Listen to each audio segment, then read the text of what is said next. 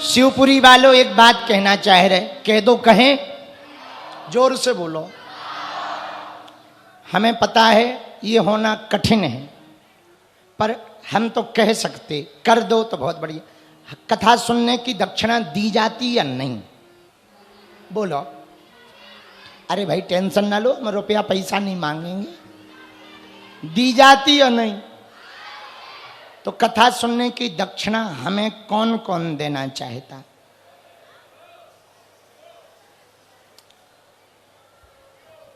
कथा सुनाने की दक्षिणा देना चाह रहे?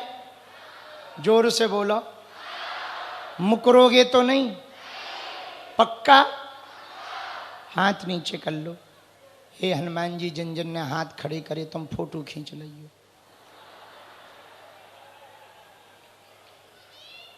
सुनो, अपनी शिवपुरी को मांस मदिरा मुक्त बनाने का संकल्प हमें दे दो।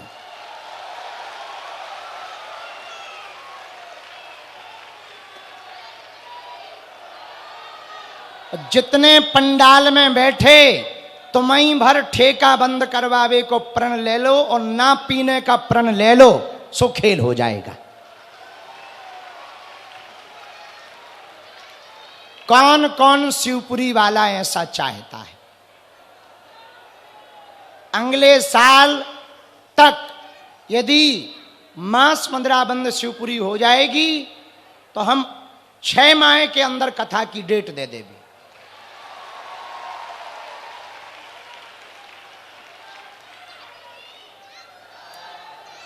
पूछो होगा कैसे? माताएं भी करवा सकती, पुरुष तो जितने बैठे पहले ना पीवे को प्रण लो। उठाओ हाथ, क्योंकि ठेका बंद करवाने से बंद नहीं होगा। पीवे वाले बंद कर दें, ठेका अपने आप बंद हो जाएगा। हाँ, ठेका बंद करवाने तुम जाओगे, तुम भी FIR खाओगे, हमें भी संगे लपेटवाओगे। हाँ, तो ठेका बंद बाद में करवाना, पहले एक प्रण लो कि पिएंगे नहीं। पुरुष हाथ उठाएं। कुछ तो महिलाएं भी पीती हैं, ऐसी न्यूज छपी थी मध्य प्रदेश में। हाँ, हमें नहीं। उठाओ हाथ। हे हनुमान जी, जिन जिन ने पहले हाथ उठाए थे चेक कर लियो। उठाओ हाथ।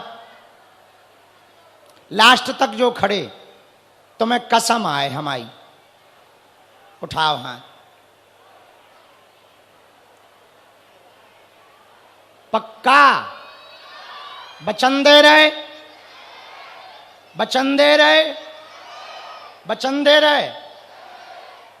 अब माताएं एक काम करें, नारायणी सेना बनाएं और ठेका बंद करवाएं।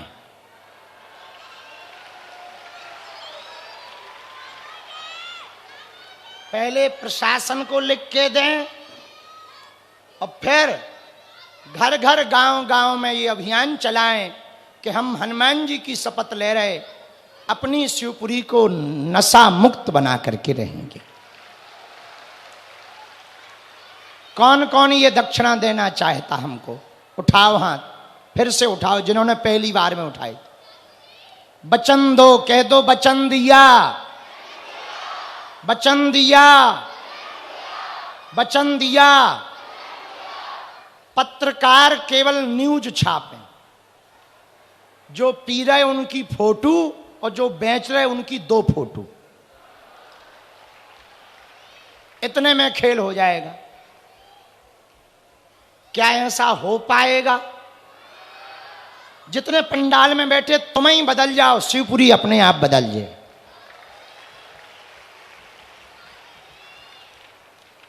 अब ये दक्षिणा भूल तो नहीं जाओगे? पक्का?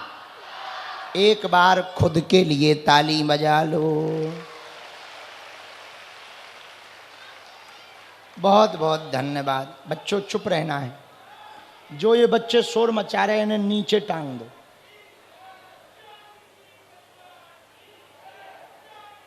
जानकी मैया की, लखन भैया की, कृष्ण कन्हैया की, दाऊ भैया की, गाय गैया की, शिवपुरी वालों की।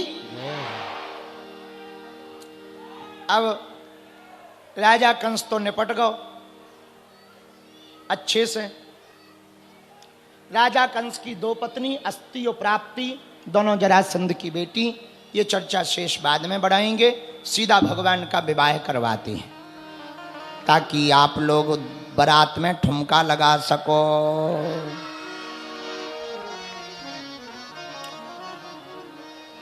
विदर्भ देश के राजा हुए भीष्मक।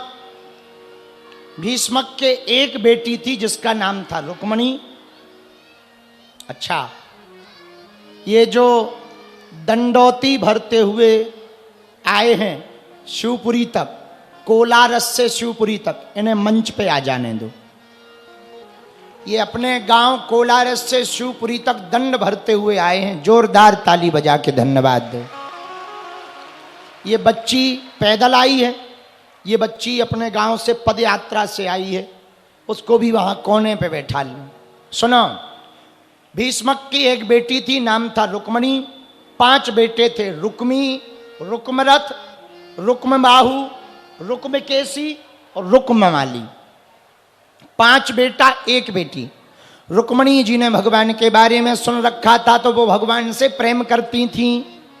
लेकिन भीष्मक जी का जो बड़ा बेटा था ना रुक्मी, वो राजनीति में फायदा लेने के लिए अपनी बहन का विवाह द्वारकाधीश की जगह दमघोष पुत्र शिशुपाल के साथ तय कराया। पिताजी से बोला, पिताजी बारात आ रही है। बोले किसकी? बोले शिशुपाल लेकर आ रहा। किसके लिए? बोले बहन के लिए, रुक्मणी के लिए। जब ये बात पता लगी रुक्मणी को तो बहुत परेशान हो गई कि हम विवाह ठाकुर जी के साथ करना चाह रहे, लेकिन हमारा भाई विवाह तो शिशुपाल के साथ करवाना चाह रहा है। क्या किया जाए?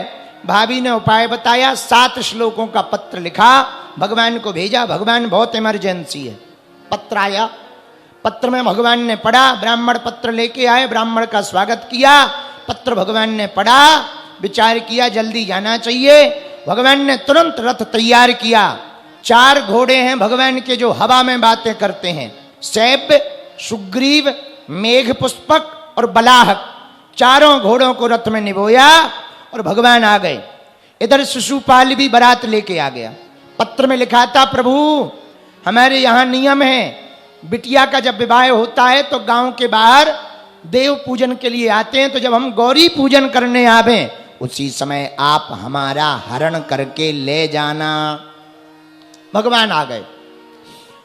उसी समय बारात आई तो रुक्मी ने अपने पिता से कहा, पिताजी बारात आ गई है, सगाई नहीं चढ़ी थी, सामान ले जाओ।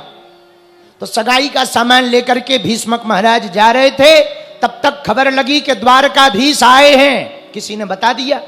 सोचा पहले इनका स्वागत कर लें, द्वारकाधीश हैं भगवान। जरासंध से युद्ध के बीच में ही रणछोड़दास बन करके भगवान द्वारका चले गए थे और द्वारका के राजा बन गए थे।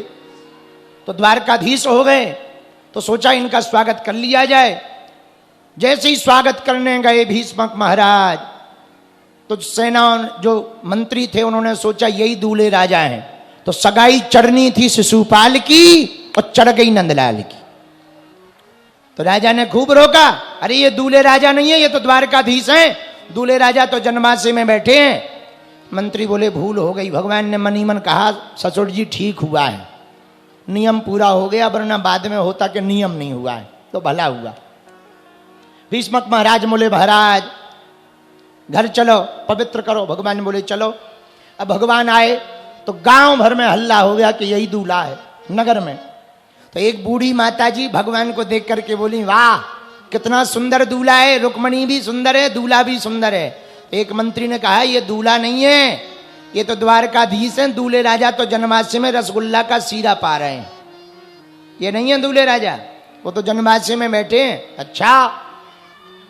तो वो बूढ़ी माता जी कहने लगी, हे भगवान इन्हीं के साथ ब्याह हो जाए हमारी रुक्मणी का, ये कम से कम लेने आएंगे तो दर्शन तो हो जाएंगे। बोलो सीताराम, जोर से बोलो और जोर से बोलो। भगवान ने सोचा कहीं रुक्मणी जी पूजन करके चली ना जाएं, सो बीच रास्ते से ही विदा लेकर के भगवान वापस आ गए। इधर जरासंध भी बारात में आया था शिशुपाल की। पता लगा कि द्वारकाधीश आए हैं तो जरासंध शिशुपाल के पास गया, बोले सुनो, जहां ये द्वारकाधीश रहते ना वहां दाल में काला नहीं, पूरी दाल ही काली रहती है। हाँ, कुछ ना कुछ लफड़ा है। बोले क्या किया जाए? बोले लड़की की सिक्योरिटी बढ़ाओ। तो रुक्मणी जी की सिक्योरिटी बढ़ा दी। जहां पूजन करने जाना था खूब सेना खड़ी हो गई। अब रुक्मणी जी बड़ी चिंता में, भगवान को आज तक देखा नहीं, आए होंगे तो कहाँ होंगे, कैसे दिखते होंगे, और बताओ हमने तो कहा था अकेले रहेंगे पर यहाँ तो बहुत सेना आ गई, क्या किया जाए? पूजन किया, वर मांगा, और जैसे ही बाहर निकली सोई रथ पर ठाकुर जी मुस्कुराते हुए खड़े दिखाई पड़ गए। सोई रुक्मणी जी पहचान गई, हमारे ठाकुर जी तो सबसे अलग हैं, यही हैं। तो रुक्मणी जी ने आंखों में ही कहा, महाराज सिक्योरिटी लगी है। भगवान बोले हम क्या करें, तुम ही उपाय करो। तो रुक्मणी जी ने उपाय किया। क्या उपाय किया?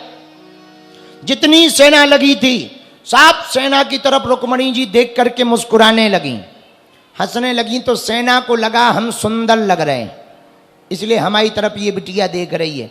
तो कोई अपने बाल ठीक करे, कोई अपना शरीर ठीक करे, और बढ़िया बात करने लगे। और मुस्कुराते हुए रुक्मणी जी मुस्कुरा रही सिक्योरिटी की तरफ और जा रही रथ की तरफ, और सब आपस में बात करें, देखो देखो देखो कितनी सुंदर है।